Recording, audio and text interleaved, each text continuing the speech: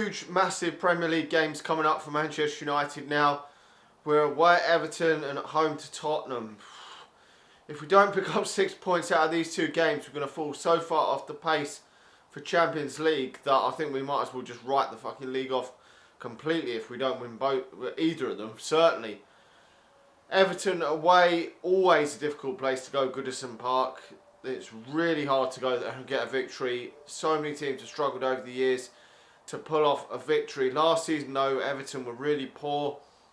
This season they have turned it around a bit, but lately I think they've only won something like one win in 8 games. So they're not performing at their best at all at the moment. But I think Koeman will get them.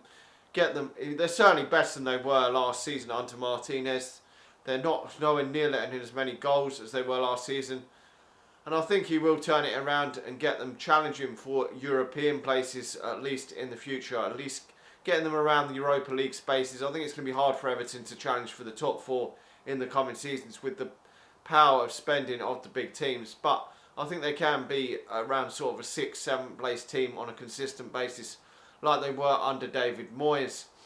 Now, going into this game, we're on that back of a really good performance against West Ham. We obviously saw Mkhitaryan and Marshall come into the team and it made a real difference. Rashford hasn't really been hacking it a lot lately. He's still young, shouldn't be playing so much football as he has. A lot of people haven't really said a lot about Rashford playing every single week. All the haters were out before saying that he wouldn't get a chance under Mourinho because he doesn't play young players. Bullshit. If he's good enough, if he's a world-class player, then he will play. I don't think yet Rashford is anywhere near world-class, but he's got potential still. I think he's been actually overused. I'm actually still a bit surprised he has been used quite as much. I thought he would be used a decent amount more in the Europa League and League Cup games, but he's been used almost week in, week out in the Premier League as well. He may choose to bring him back in, but I think put him as a substitute for now, an impact substitute. That's where I think he would be best. Play him in the odd game here or there, and that's where we need to. He's young, he's going to have dips in his form. It's going to happen. Hopefully as the season progresses, maybe he'll get more consistent and we'll see the emerging talent of Rashford. You know, even at that young age, apart from Wayne Rooney, not many players at that age play week in, week out, all the time.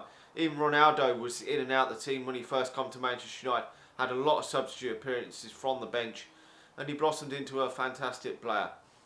But the wide areas are a key for Manchester United. We haven't seen nowhere near enough quality out wide.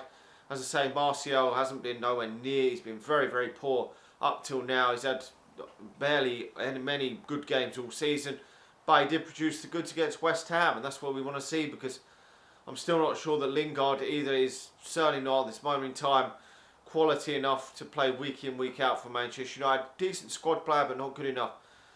I'm hoping that we see more of the same from Jose Mourinho going into this game.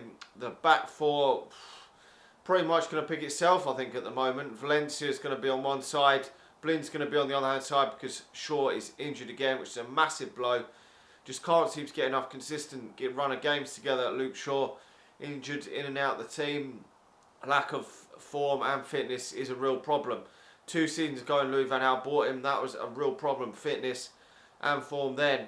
And obviously he's had that broken leg. It's a real worry if he can come back and get a consistent run. He needs 8-9 games under his belt. And I don't know if it's going to happen at this moment in time. We will have to wait and see how bad the injury is. But it's going to be Valencia on one side, Blind on the other, and probably Rojo and Jones in the centre-back positions with Smalling and Bay. Well, Bay is back in training, so he could be back soon on the substitutes bench. But it's just too early for them to at this moment in time. The midfield, we should see Paul Pogba return after being suspended. I don't know if Carrick's going to continue in place. Hopefully he will. And Herrera, Rooney's banned, so I would keep Mkhitaryan and Marshall out wide. They've both performed well lately. And Zlatan Ibrahimovic up top. Maybe Juan Mata will come back in and we will drop Michael Carrick. I think that is a real possibility.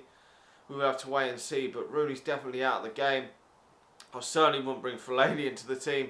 Schweinsteiger will probably be back on the substitutes bench as well. I wouldn't expect him to bring him in if he doesn't play Michael Carrick. I would expect it to be Juan Mata come back in and play more in the advanced number 10.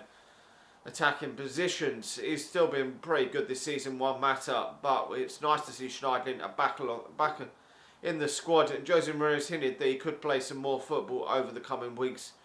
You know, if we get far in this League Cup to the final, we're going to have a lot of games. Europa League knockout stage is going to come after Christmas, after the New Year. We're going to have the FA Cup as well in the New Year. There's going to be so many games. Bastian Schweinsteiger could do with getting some game time. In some of them games, he's way better than Fellaini.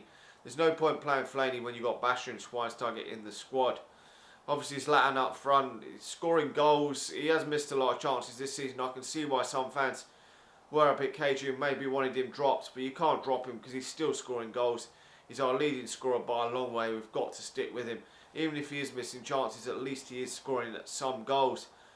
Now, Everton, obviously they're not performing at their best at this moment in time, but Romelu Lukaku is their main goal threat. He scored a lot of goals again this season, and he could come back to haunt Mourinho again. Ross Barkley, I suppose, could cause Manchester United problems. I think he does need to step it up, though. You're just waiting for Ross Barkley to have that real amazing season, and it just hasn't seemed to happen for him yet. I know he's still quite young. He's only about 23, 24, but he really, for me, probably needs to kick on to get to that next level where I thought he probably would. I thought when he was young, I thought he had the potential, and he probably still does, to become a world-class player, but we'll have to wait and see with him. But he could cause Manchester United some problems. But I'm obviously going to be wary of Everton because they've caused Manchester United problems over the years. Last year was actually was our first victory. I think it was at Everton for a long time. We beat them, I think, 3-0 last season. So it was a comfortable victory, and I was really shocked with that because we weren't winning games like that, and I never thought we would. I think I predicted a defeat then, but I think this one's going to be a bit more tighter than that one. You never usually go to Goodison Park and hammer them 3-0. I think it's probably going to be a draw, which will be a massive blow to Manchester United. I'm hoping that we can just nick this game, maybe 2-1, but I've got a feeling it's going to be a draw. I'm going to go for a 1-1 draw in this game, which will be a massive dent in Manchester United's Champions League hopes for next season, because if we don't win this game, we could fall further behind the other teams if the likes of Arsenal and Liverpool and Tottenham do win, because we've got to play Spurs at home the following week, and that's going to be really difficult to get the 3 points in, even if it is at home, because Tottenham have only lost one game in the Premier League all season. And if we do not get a victory in either of our next 2 games, it could put us 11, 12 points or more behind Arsenal, which will be a massive blow in the race for that top 4, because you can't really afford to let the gap get into double figures, because if we get over 9-10 points, we're really going to be up against it. Arsenal are really going to have to throw it away then. And if that does happen, I could see Mourinho just fucking the Premier League off and trying to win the Europa League and the League Cup, and maybe even challenging for the FA Cup as well.